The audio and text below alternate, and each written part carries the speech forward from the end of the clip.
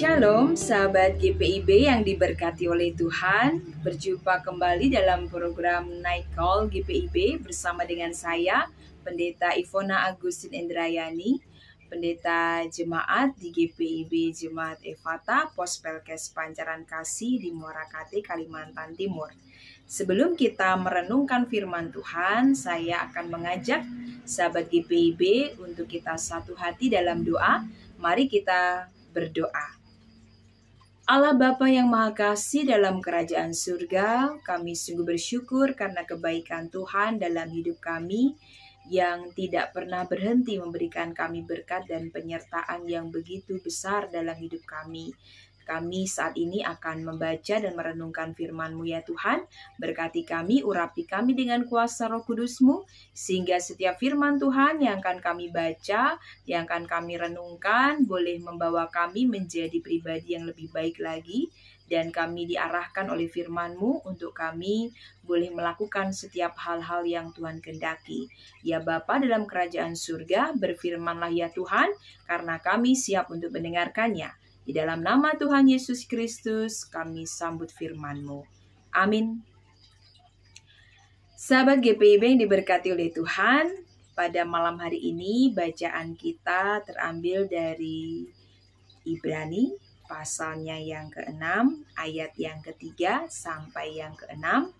Mari kita membukanya dan kita akan bersama-sama melihat dalam bacaan kita pada malam hari ini. Saya akan membacakannya bagi kita semua. Ibrani pasal 6 ayat 3 sampai yang ke-6 yang menyatakan, "Dan itulah yang akan kita perbuat jika Allah mengizinkannya. Sebab mereka yang pernah diterangi hatinya, yang pernah mengecap karunia surgawi, dan yang pernah mendapat bagian dalam Roh Kudus, dan yang mengecap firman yang baik dari Allah dan karunia-karunia dunia yang akan datang, namun yang murtad lagi tidak mungkin dibaharui sekali lagi sedemikian hingga mereka bertobat, sebab mereka menyalibkan lagi anak Allah bagi diri mereka dan menghinanya di muka umum." Demikianlah pembacaan firman Tuhan. Terpujilah Yesus Kristus Maranatha. Sahabat GPIB yang diberkati oleh Tuhan, di Minggu Advent yang pertama ini kita diajak untuk kita menghayati bersama-sama menanti kehadiran Sang Juru Selamat. Dan dalam masa penantian ini kita diajak untuk bagaimana kita merenungkan kehidupan kita sejauh ini. Apakah kita sudah menjadi orang-orang yang benar-benar melakukan firman Tuhan, ataukah justru kita menjadi orang-orang yang murtad, yang jauh dari Tuhan, padahal kita jelas-jelas kita beragama.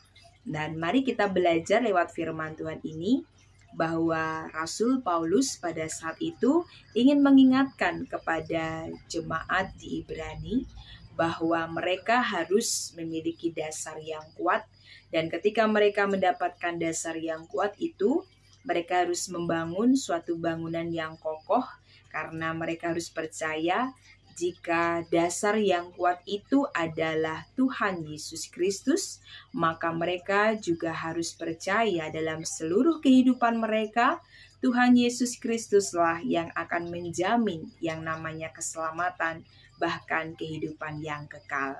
Nah, firman Tuhan yang kita baca pada malam hari ini merupakan apa yang menjadi tulisan oleh Rasul Paulus, di mana Rasul Paulus ingin mendampingi orang-orang Ibrani untuk mereka memiliki iman yang dewasa, iman yang benar-benar kokoh, iman yang benar-benar kuat.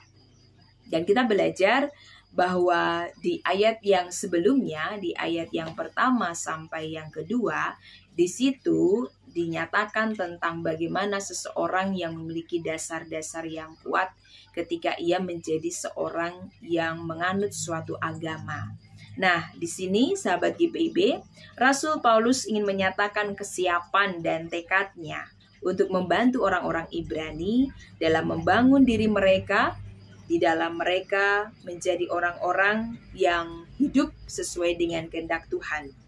Dan oleh karena itu, ketika seseorang mau hidup dalam dasar-dasar yang telah ditetapkan, maka mereka harus punya yang namanya tekad.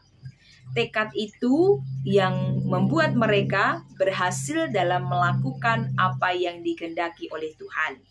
Yang pertama yang dimaksud oleh Rasul Paulus bahwa tekad yang benar sangatlah penting untuk bertumbuh dan dewasa secara iman kepada Tuhan.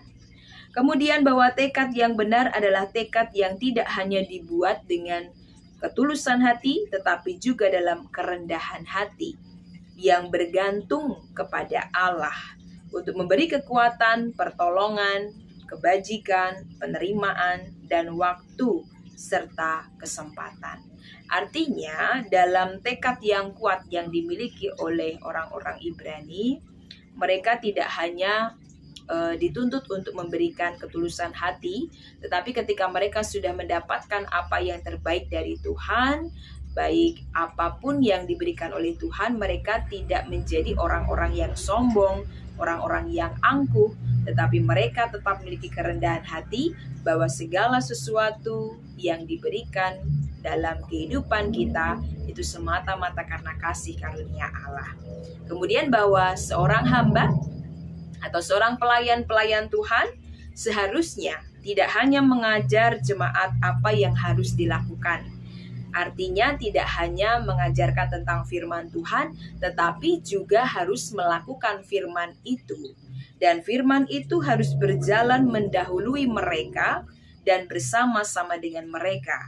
Bahkan di jalan yang menjadi kewajiban. Artinya seorang pelayan Tuhan, hamba-hamba Tuhan haruslah juga menjadi contoh dan teladan bagi jemaat yang dilayani agar firman itu tidak hanya disampaikan tetapi juga dilakukan dalam kehidupan sehari-hari. Kemudian mereka juga diarahkan atau dicerahkan oleh Rasul Paulus sehingga mereka menjadi orang-orang yang tidak salah arah, tetapi mereka hidup dalam terang kasih karunia Tuhan sehingga mereka tidak terpelosok dalam kegelapan, dan orang-orang yang dituntun dengan kuasa kasih Tuhan, mereka adalah orang-orang yang benar-benar hidup takut akan Tuhan. Sekalipun dalam kehidupan kekudusan, dalam kehidupan yang sudah baik, yang sudah layak, bahkan kita menjadi seorang yang benar-benar melayani Tuhan, yang benar-benar memberi diri kepada Tuhan, tetapi ada kalanya kita juga dapat terjatuh dalam setiap kondisi kita. Namun yang pasti, Rasul Paulus ingin menguatkan mereka. Siapapun mereka yang akan hidup dalam kekudusan atau seturut dengan kasih karunia Tuhan, maka mereka juga akan dilindungi dan diberkati oleh Tuhan. Dan saat itu mereka juga mungkin pernah mengecap yang namanya karunia surgawi. Dan karunia surgawi, pekerjaan-pekerjaan Roh Kudus yang bekerja dalam jiwa mereka, sehingga mereka mengecap yang namanya agama, ilmu agama, tentang kepercayaan mereka, mereka sudah memahaminya. Tetapi ada kalanya mereka juga dapat meninggalkannya. Orang bisa saja mencicipi apa yang namanya agama atau mengecap yang namanya agama dan tampak sekali menyukainya. Kalau saja mereka bisa menjalani apa yang dikatakan syarat-syarat yang lebih ringan dari yang harus dilakukan, seperti contohnya orang yang beragama harus bisa menyangkal diri, harus bisa memikul salib, dan juga mengikuti Kristus. Jika hal-hal demikian yang dapat dilakukan, maka orang-orang demikianlah yang akan diberkati oleh Tuhan. Mereka juga pernah mendapatkan bagian dalam Roh Kudus, yaitu dengan bagian ini mereka menjadi orang-orang yang memiliki karunia yang luar biasa. Mereka pernah mengusir setan-setan dalam nama Kristus dan melakukan banyak pekerjaan besar. Pada masa Rasul Paulus, karunia-karunia seperti ini ada kalanya diberikan kepada orang-orang yang benar-benar diberkati oleh Tuhan. Mereka mungkin juga pernah mengecap firman yang baik dari Allah. Bahkan mereka juga mendengarkan firman dengan senang hati. Dan mereka berbicara tentang firman itu. Namun mereka tidak pernah dibentuk olehnya. Dan tidak juga firman itu berdiam dengan melimpah dalam diri mereka. Artinya, orang-orang Ibrani pada saat itu juga merupakan orang-orang yang hidup sesuai dengan kehendak Tuhan, hidup sesuai dengan apa yang menjadi firman Tuhan, firman yang dilakukan, firman yang dinyatakan. Tetapi ada kalanya firman itu ternyata tidak benar-benar diam dalam diri mereka, dan firman itu tidak benar-benar melimpahi kehidupan mereka. Artinya, ada kalanya mereka juga melakukan yang namanya dosa.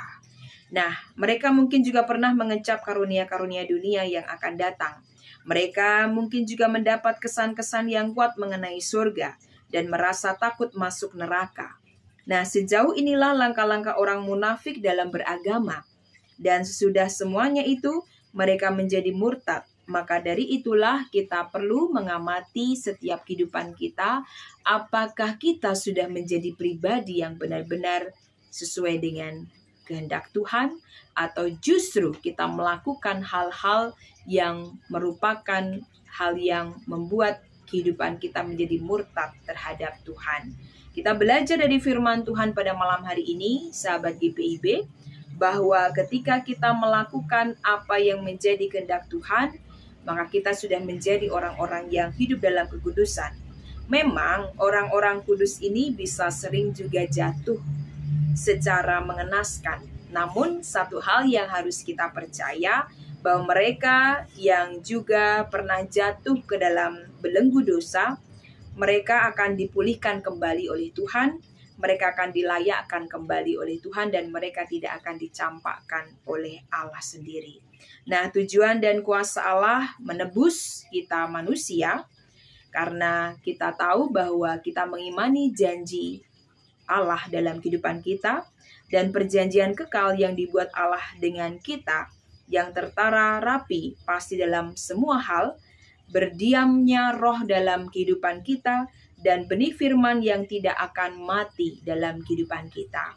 Maka hiduplah dalam ketaatan dan kesetiaan, agar benih-benih firman Tuhan yang selama ini kita dengarkan tidak hilang begitu saja, tetapi benar-benar melimpah dalam kehidupan kita.